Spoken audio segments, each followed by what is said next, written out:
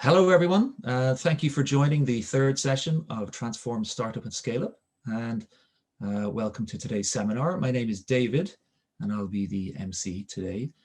Before I introduce today's speaker, for those of you who might be joining us for the first time, the Transform series is a free online seminar series that explores the growing impact of digital technologies, digital transformation on business and society. And it looks at areas such as the future of work, smart cities and communities, and the circular economy. Today, we're delighted to be joined by Professor Maura McAdam, who will present her research on gender equality and entrepreneurship. Professor McAdam is a full professor of management here in DCU and is the first Director of Entrepreneurship here at DCU. She is a nationally and internationally recognized scholar focusing on gender, entrepreneurial leadership, technology, entrepreneurship, and family business. Today's Transform talk is also part of our ongoing SDG 4B series, which explores the United Nations Sustainable Development Goals and how these are impacting business. So Professor McAdam's talk will align with SDG 5, gender equality. As always, feel free to send in your questions using the Q&A function. The chat function is disabled, so you have to use the Q&A function, and we'll compile the questions, and I will ask Professor McAdam to address as many as she can in the time available. So we're looking forward to your questions. Without further delay, I'll now hand over to today's speaker. So Maura, over to you. Thank you, David.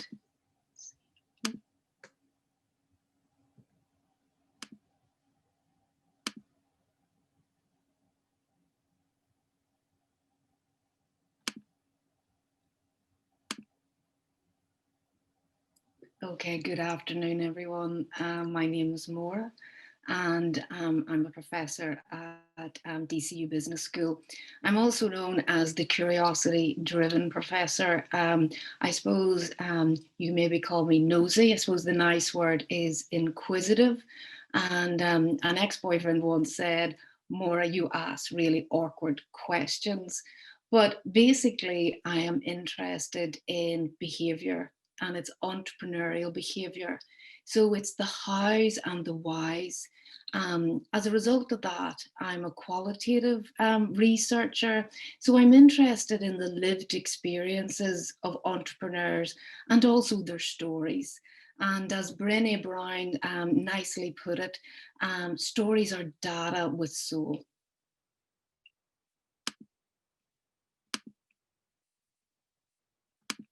So I'm very much driven, or one of my key motivators is impact. This probably is informed prior to becoming an academic. I had a career in industry. So I'm very motivated about research that has real impact. And for the case of my own research, that is for the entrepreneurs that I am studying, researching, and working with, and also for the likes of incubators, which actually was my primary research focus and still very prominent in my research today. So I'm driven by real world issues. And one of the things that I love about research is the virtuous circle between my research informing real life experiences of entrepreneurs, and also my engagement with the entrepreneurs actually informing my research questions as well. So that's something that would keep me excited. It allows my research to flow organically. And it'll come as no surprise then that I find myself very much at home within DCU, because DCU is the University of Enterprise and Transformation. So it's a very good fit in terms of where I see my research, and also very much the mission of DCU itself. So I'm talking today about Sustainable Development Goal 5, and also particularly how it influences my research and what that looks like within the entrepreneurship domain. So what is Sustainable Development Goal 5? It is to achieve gender equality and empower all women and girls. And basically what it states is, regardless of where you live, gender equality is a fundamental human right. Advancing gender equality is critical to all areas of a healthy society, from reducing poverty to promoting the health, education, protection and well-being of girls and boys. And one of the things, I suppose, if we look at this in terms, say, in entrepreneurship, or how does this, what does gender equality, inequality look like? Well, within organizational context, it could be workplace inequality, it could be occupational segregation, or the gender pay gap. So gender disparity is pervasive, and it is something that we need to challenge. It's something that we need to be aware of as well. So for example, my research in 2012 and 2015, for the first time, actually highlighted or underscored a gender data gap in incubators. And when we talk about business incubators and accelerators, they were very much previous to that time, were considered to be open for all. But my research actually revealed that the incubator was designed for the male tenant. And as a result of that, women were actually self-selecting out. So women in a lot of our contexts represent 50% of the population. And in fact, in Ireland is probably closer to 51%. So this is where the likes of gender equality can actually be prominent. And it's something that we have to very much look at, because if the likes of incubators are only tailoring or catering for half of the population, there are half truths. There's gender disappeared and there are silences. So I'll talk about this a little bit more as the presentation goes on. So one of the things that I think is very important and is very evident within entrepreneurship is that masculine norms keep us from gender equality. So whenever we think of entrepreneurship, it is considered a masculine domain. So the research of Helene Ahl in 2002, for the first time, it was a discourse analysis. So it looked at the key entrepreneurship journals. And after doing this discourse analysis, the words that were used to describe the entrepreneur were exactly the same words that were used to describe masculinity. So as she says, we think entrepreneur, we think male. And even as recent as 2016, which I really do think surprises me, there was research to show that entrepreneurship required high levels of testosterone.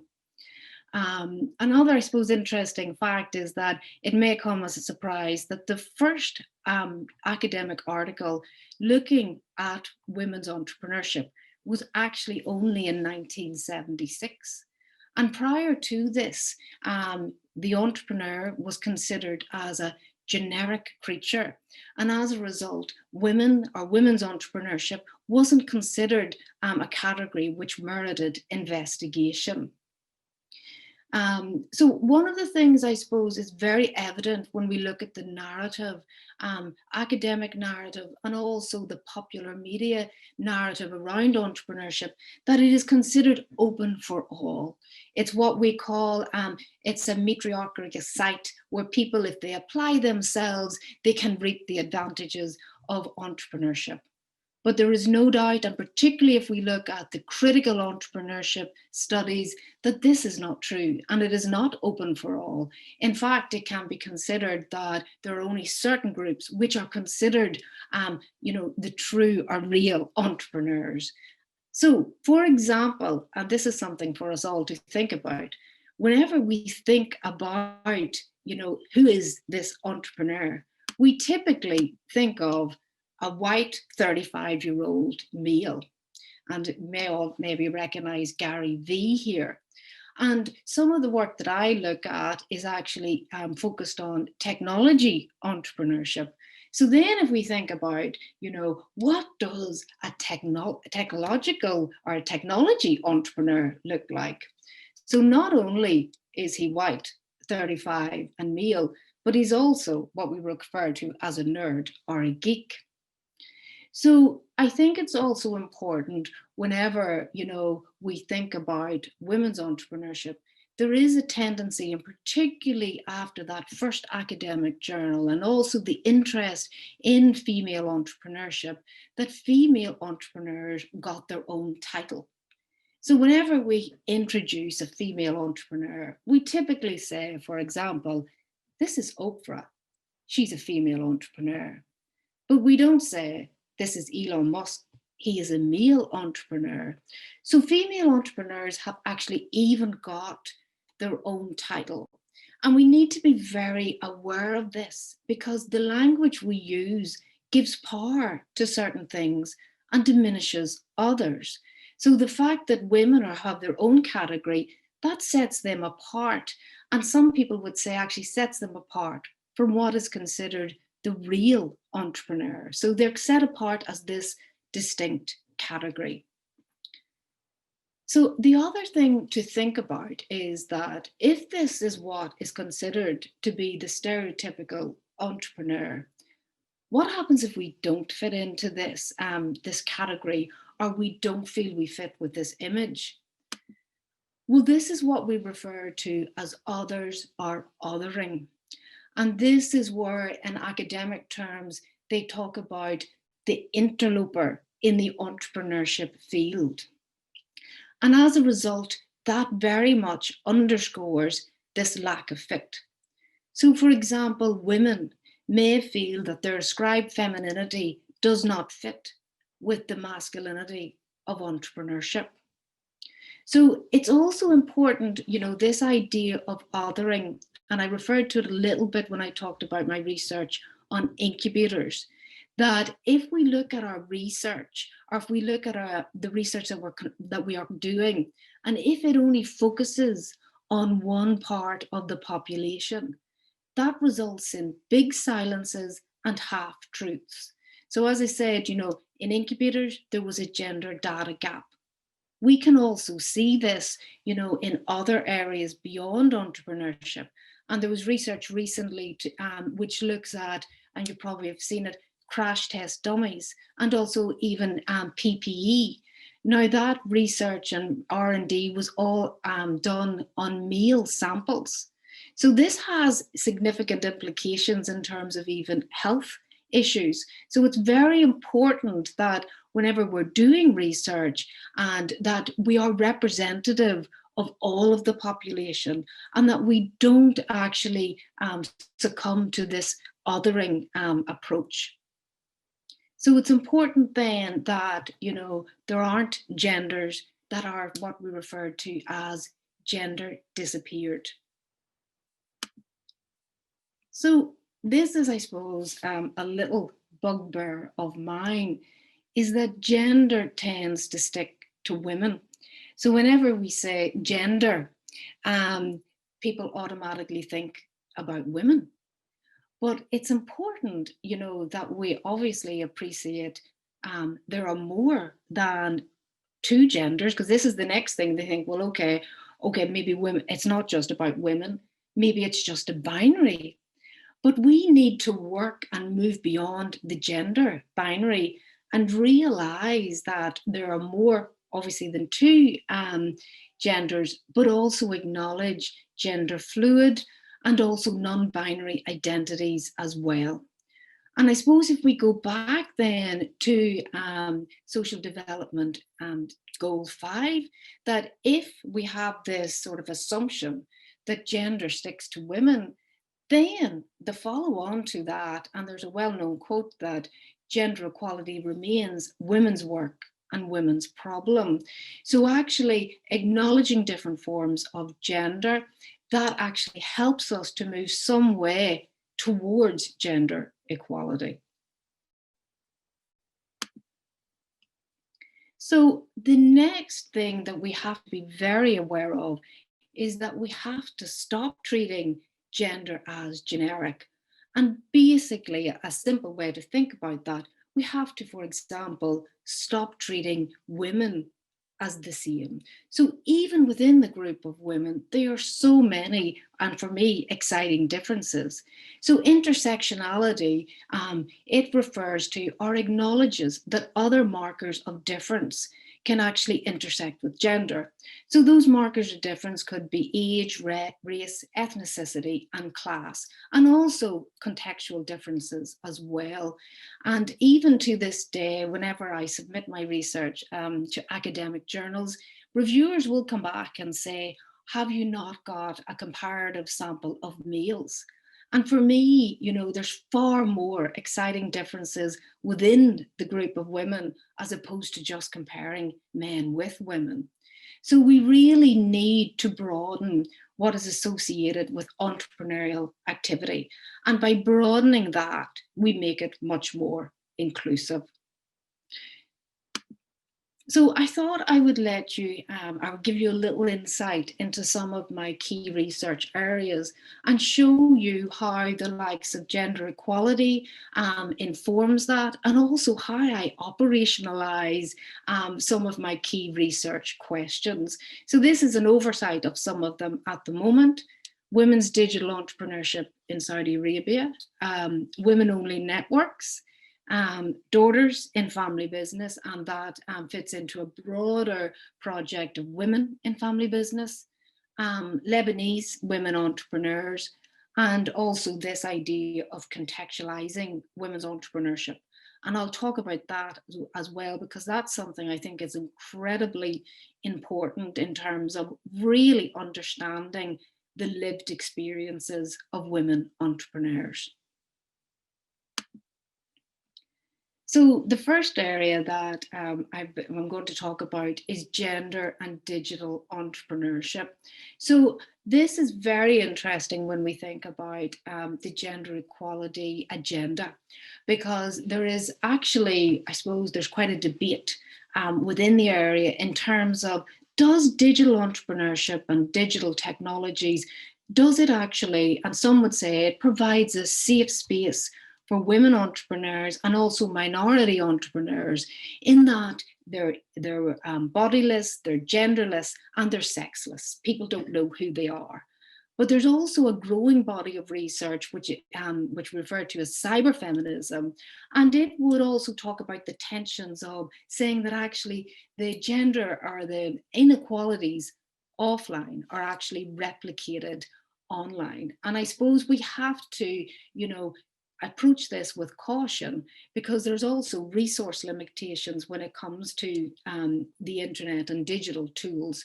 And as a result, you know, they've actually referred to as the gender digital divide. And that's where, maybe due to lack of digital literacy, skills, access, that some people, including women and minorities, are actually excluded from the opportunities and benefits that are offered by digital technologies. And I suppose that's something that we have to acknowledge, that yes, there are going to be benefits with digital tools and digital entrepreneurship, but if we take our intersectional approach, they are not all going to be, or they're not going to give all of the same affordances to everyone. And we have to acknowledge that. We have to acknowledge the nuances of that as well. So I have been looking at that in the Saudi Arabian context, and looking to see if digital technologies have empowered women there to be able to navigate and negotiate their social and cultural environment. So you may recognize Shiv and Logan Roy from Succession. I obviously had to watch all 2 seasons of this as part of my research. It was a very nice part of my research, and this, I suppose, is quite one of my favorite projects. And within this, and I suppose this goes back to one of my earlier slides about the virtuous circle of research. And as a result of my research with the DCU National Centre of Family Business, engagement with the family firms there, this actually helped informed my research question. And my research question was just looking at daughters that have taken over the family business, but also the fact of the fathers who had actually selected the daughters, because in Ireland there is the tradition that the business will go to the eldest son. So I was very interested in these family businesses where the daughter was leading, but also she wasn't necessarily the eldest child. And for me, in this context, the father is very visionary, is very brave, because he is disrupting traditional gender norms. And as a result, within that project, we actually interviewed both of them. So that was a really interesting piece of research. And then I have extended that more recently and have looked at it in the Chinese context. And there's a lot of similarities in terms of also this, concealed leadership in order to conform to the gender norms and also cultural norms as well.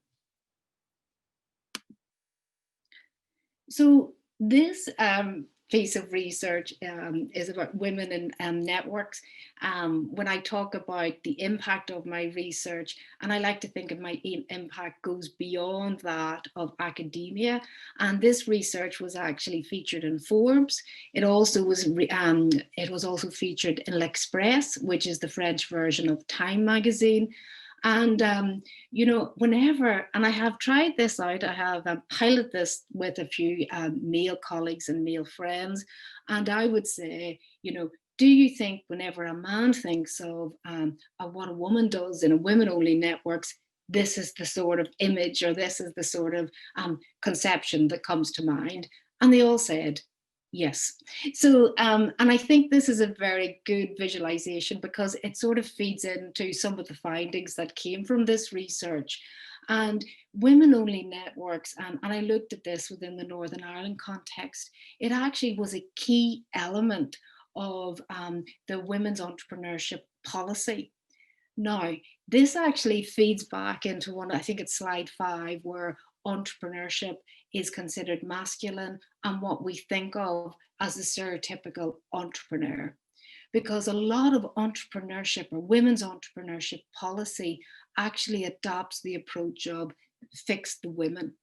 And what that basically means is trying to make them more like the male, the stereotypical entrepreneur.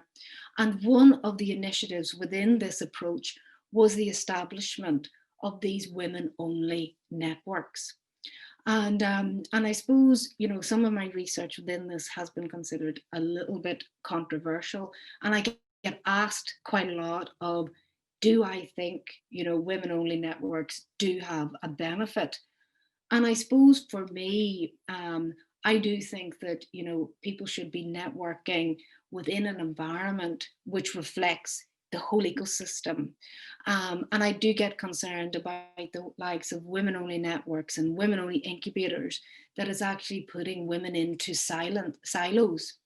But the research also revealed that they do have a really good role in terms of reducing the isolation and helping with the formation of social networks, because entrepreneurship, particularly at the very early stages, is a very isolating and it can be a somewhat lonely context.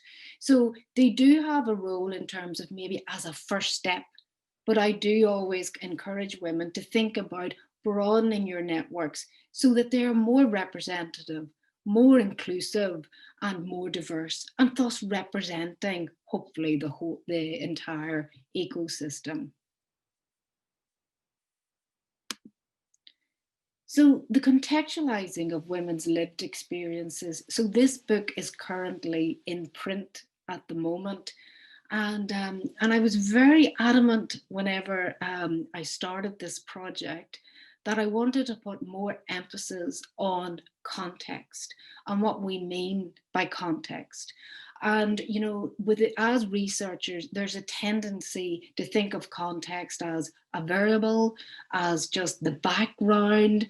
But for me, particularly when I'm thinking about the stories of my entrepreneurs, it's very much part of that story. So, and I like whenever, like Frederica talks about how context simultaneously can both enable and constrain opportunities. So context is much more than just a passing reference to a particular setting.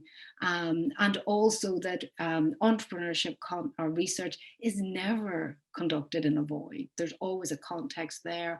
And I'm very adamant about this idea of theorizing the context. You know, let's move it from just the background to actually being part of the story, but also how can we advance understanding as a result of the context.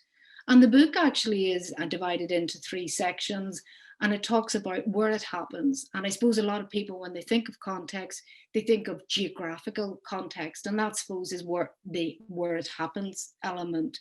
The second element is who it happens to, and that's the entrepreneurs themselves. And that section actually acknowledges the agency of entrepreneurs in interacting and also enacting the context. And then the third section is when it happens, and this is the organizational context and the organizational configurations. So that could be family business and, for example, social enterprise as well.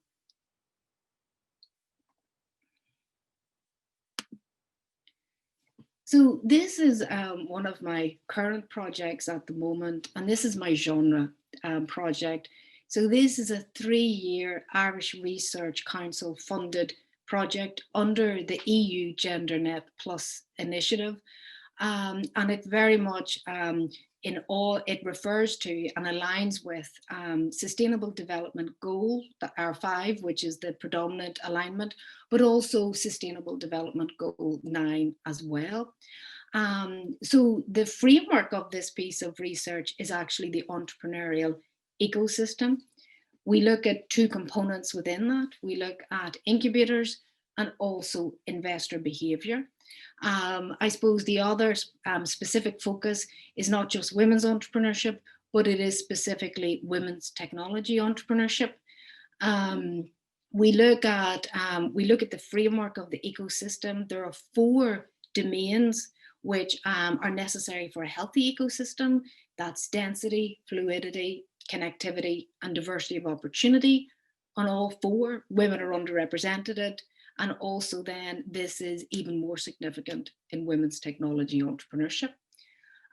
So we're about halfway in. We're just about to launch our first report, and that's a mapping exercise of the technological entrepreneurial ecosystems across the 4 countries involved in the project, which is Ireland as the lead country, Israel, Norway, and Sweden. We have conducted just over 100 interviews with entrepreneurs, incubator managers, and also investors. So we're knee deep in coding and analysis of that at the moment. So I want to talk a little bit now about COVID-19 and women's entrepreneurship. And I'm going to look at it through a lens of inequality. And I suppose if we look at it with that lens, it is very obvious that it has made the lines of privilege and disadvantage clearer or more pronounced. And it has most certainly had gender effects. And some of these gender effects have been most notably, say, within the domestic domain. And I suppose if we look at women's entrepreneurship, there is no doubt that women's engagement in entrepreneurship is more of a family product than their male counterparts. And as a result of that, and through the different lockdowns, women's domestic responsibilities have increased, have changed, and this has also, or obviously, affected their ability to engage in entrepreneurship. There has other vulnerable groups in terms of gig entrepreneurship and the precarious nature of that.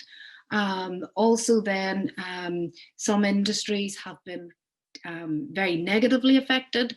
And I suppose also if we take an intersectional approach, we realize that there are not all industries and not all entrepreneurs have been affected the same.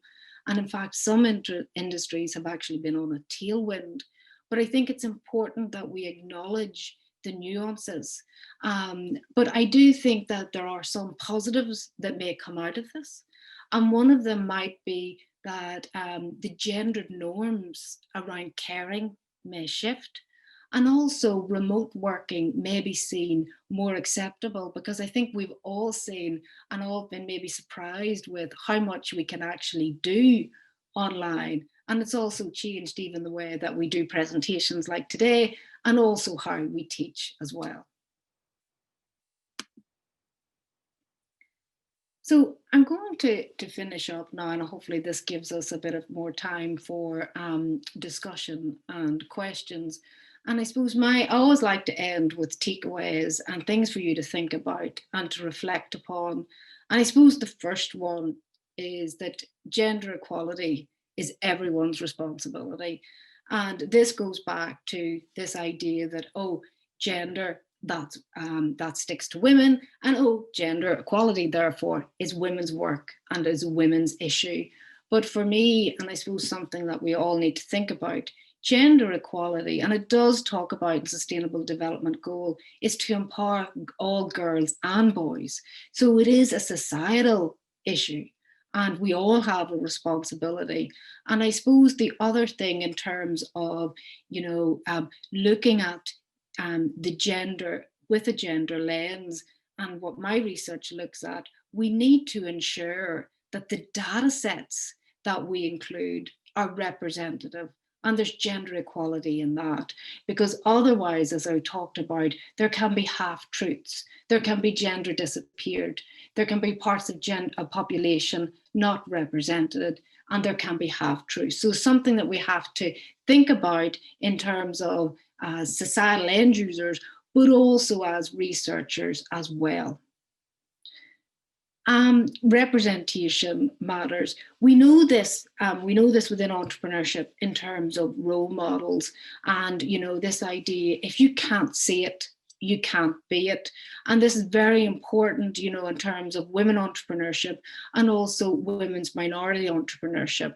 But also then we need to think about whose stories are missing. And I think this is incredibly important in terms of, we need to be able to represent all of society.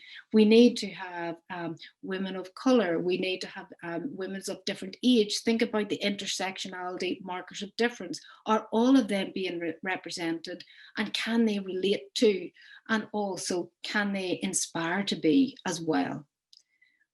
We also need to think about intersectionality. We need to challenge status quo. We need to say, no, that doesn't represent, no, that doesn't fit, and not be afraid to ask awkward questions.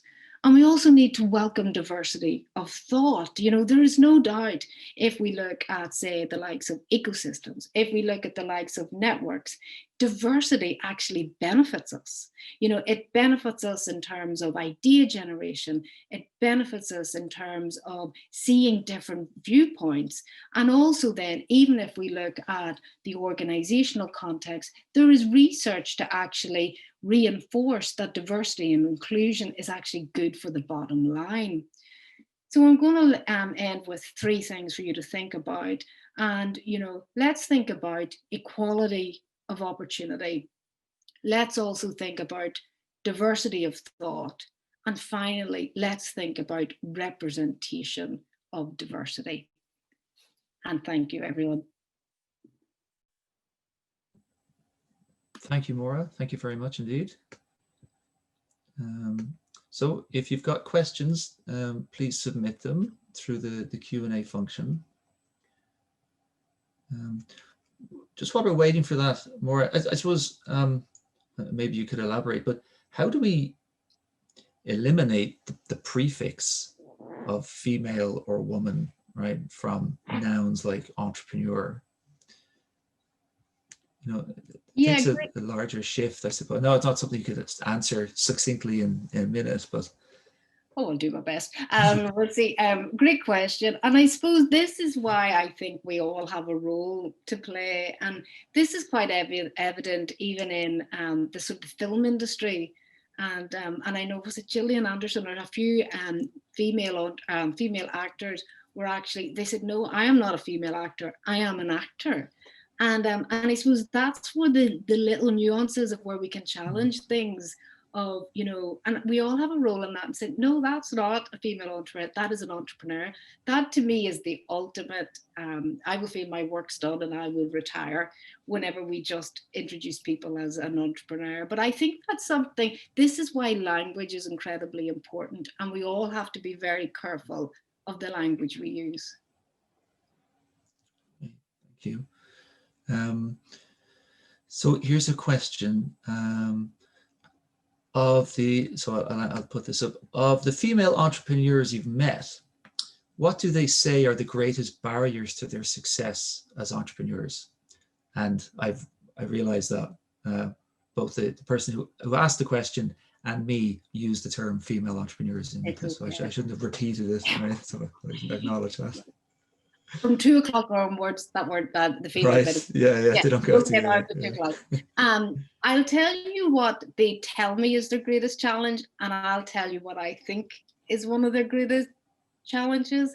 So most women and most entrepreneurs, to be honest, if you ask them what their greatest challenge is, they will say finance. And that's basically what they will say is finance. For me, and I suppose this, I think, goes back to my 5th slide about the stereotypical image of the entrepreneur.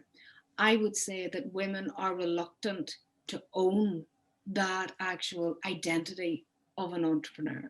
And I have seen so many times that they downplay, oh, this is my, or we say in Northern Ireland, this is my wee project. Now, this could be a 10 million turnover project, but this is my wee project.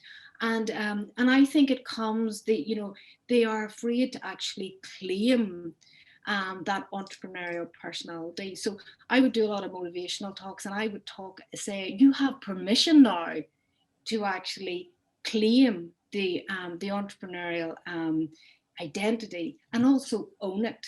And we talk about that even in theoretical terms about, the claiming and the owning of the entrepreneurial identity. Okay. We have another question here. Praising your talks, you have positive feedback. Question is, do you think there should be gender quotas within companies dominated by males? Or should the process be best person for the job? And you could probably extend that to industries too, but for the moment. This is something that comes up a lot. And also, this idea of meritocracy about merit, should it be a merit alone? And I heard it said so succinctly about a year ago, I just think there should be no gender quotas whenever we don't actually need them. So I think there probably is a role for them, but once we get up into more gender equal, then we can get rid of them. So they do have a role, but yeah, and that's why I had heard it said that we don't need them until we don't need them. Sure. So, yeah. Okay. Here's a question.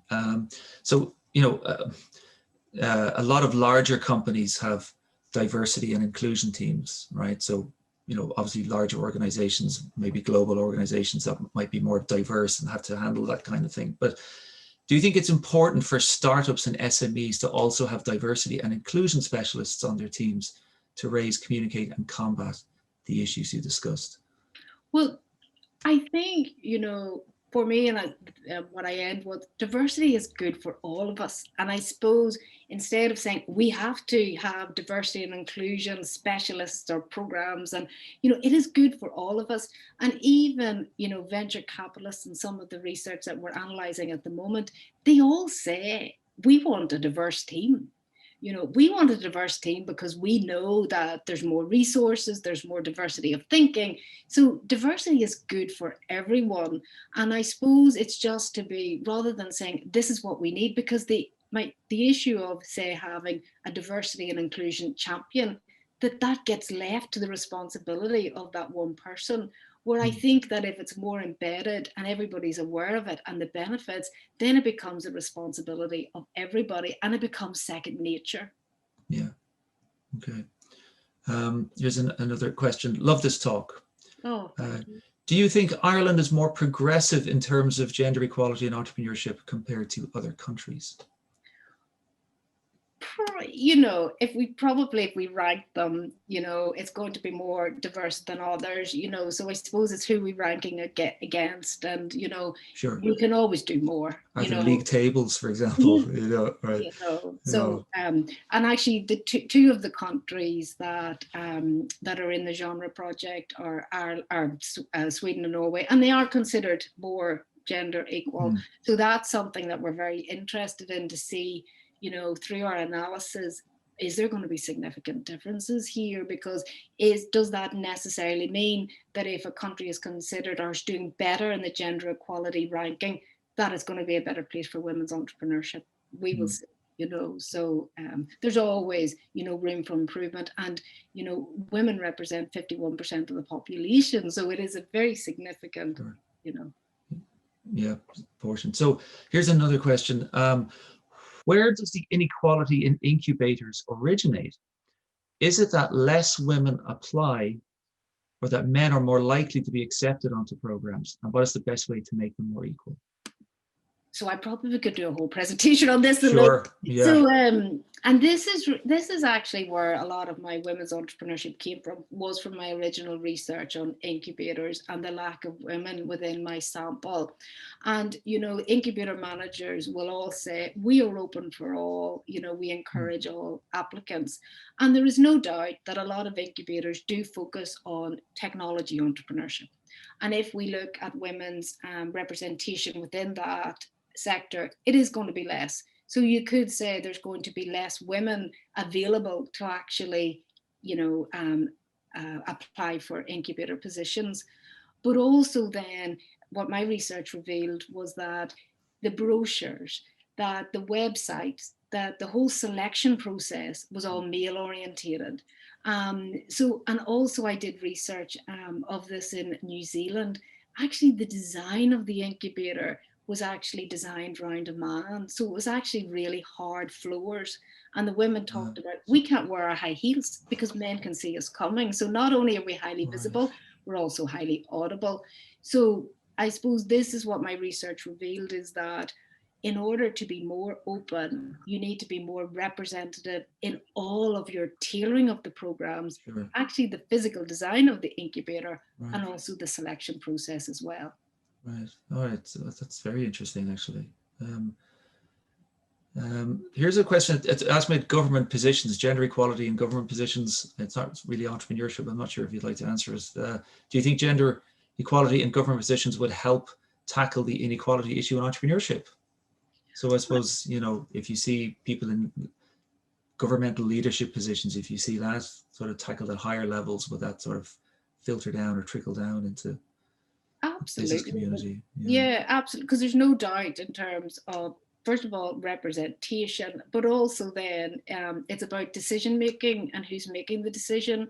So if there is more representation or gender representation in people making the decisions, and including decisions about entrepreneurship policy, yes, that will. Because, if you have, say, all male making the decisions about women's entrepreneurship, so yes, it definitely would. Yeah.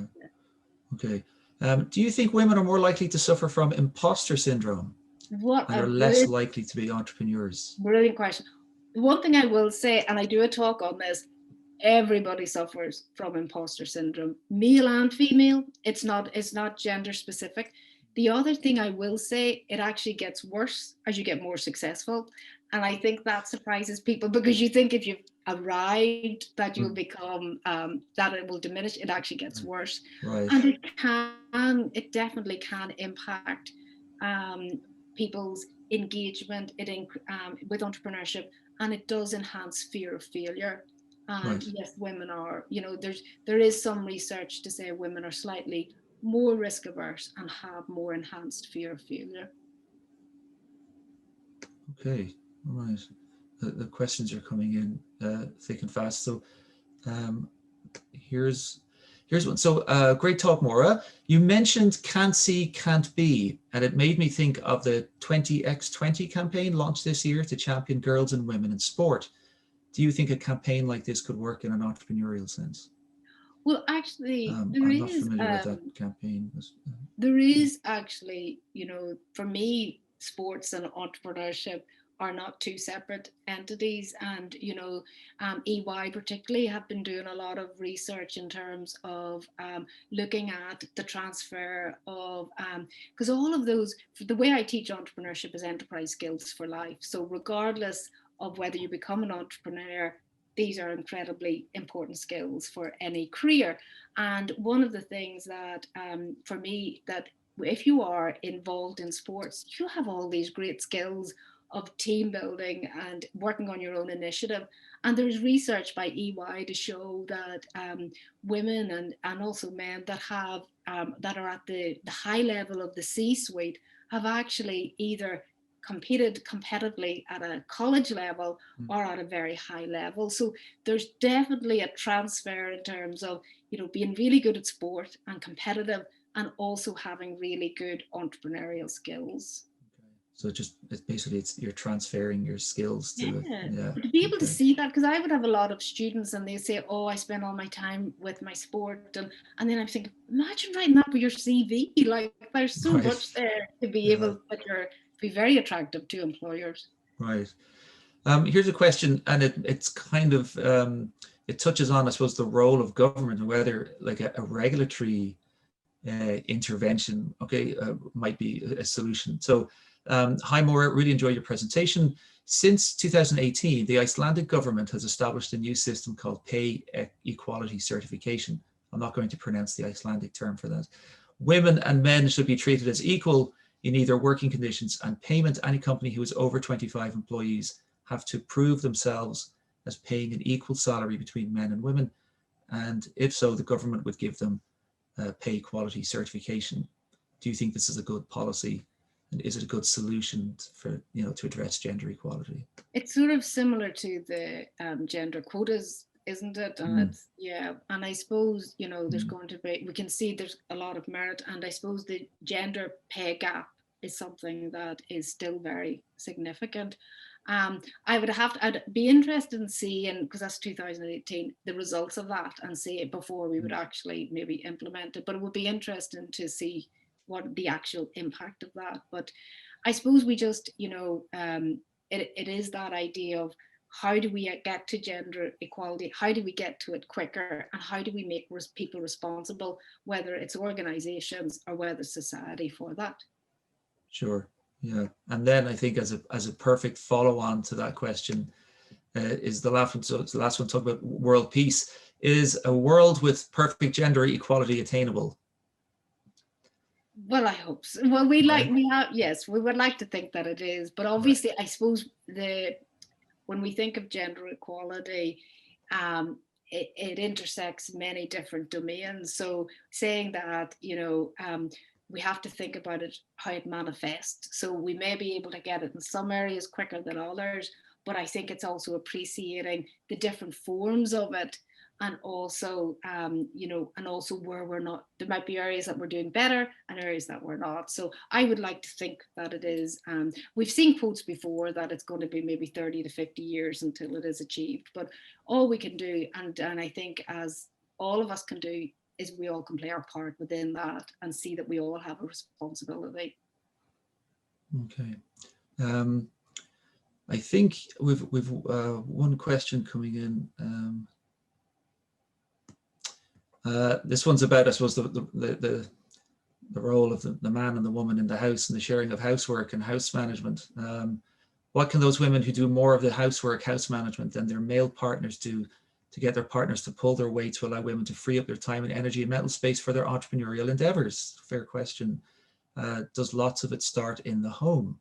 Yeah, I think, particularly because I had said there's definitely that women's entrepreneurship is more of a family product than, say, their male counterparts. And we talk about this idea of enterprising households. And, and I was speaking to an entrepreneur recently, and she was saying, during the first lockdown, that, my husband, he had the home office and I was working off the kitchen table. And I suppose, it's trying to be aware of, first of all, the domestic responsibilities, and also how they can actually take away from your time to get involved in entrepreneurship. But I suppose with that, it's very much, it's up to the individual in terms of how they juggle those household responsibilities. And I suppose as a researcher, my responsibility is to acknowledge that, and also to realize that no two entrepreneurs have been affected by COVID in the same way. Okay. So I've one question here, and I think it was written by a man. So it's not, so I'll ask it anyway. Hi Maura, great presentation. Do you think gender equality issues being primarily focused at the business sector may give an unfair representation of the overall gender equality conversation. For example, the education sector is over 75% occupied by women. So what is the question? Do you think gender equality? So if I was to paraphrase, it's if we're talking about the imbalance in business, however, there's a surplus of females in other sectors such as education. So if we're talking about the lack of, say, if we're talking about in a business context, does that skew the conversation or the perception of the conversation that it's overall it's imbalanced? Well, no, because I think what is sort of hinting there that, you know, there might be female type jobs and male type jobs. And I also then with the education sector, yes, there might be more females in that, but we have to also look at the higher levels in the education sector, and we will see that there's more probably males in the higher levels.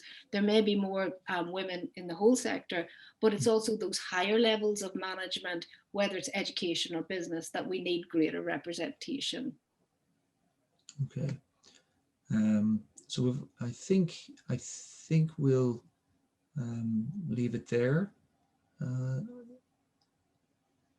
Just in the interest of time, I'm conscious. So I think so. I would say just before I wrap up, thank you all of you for your questions and your participation. Thank you to Maura for taking the time to give us a very insightful and interesting presentation that I hope we'll see. Certainly for white males in the audience, we'll see a shift in how we think, and the language that we use, because it's applicable to everyone, I suppose, not just males. So again, thank you, Maura, and thank you to everyone. For those interested, we have more sessions on Transform, Startup and Scale Up taking place for the rest of the week. So it will go until the end of the week. Tomorrow, we have Dr. Catherine O'Keefe. On Friday, we have a panel with Daniel Kine, founder and CEO of OpinionX, Ciara Sheehan, founder of Orb Media, and Wendy Slattery, co-founder and CEO of Beauty Buddy. And they're discussing the challenges and opportunities in running a startup during COVID. Also, call to DCU students that may be in the audience, just to let you know that DCU holds a weekly startup clinic for students who have commercial or even social business ideas.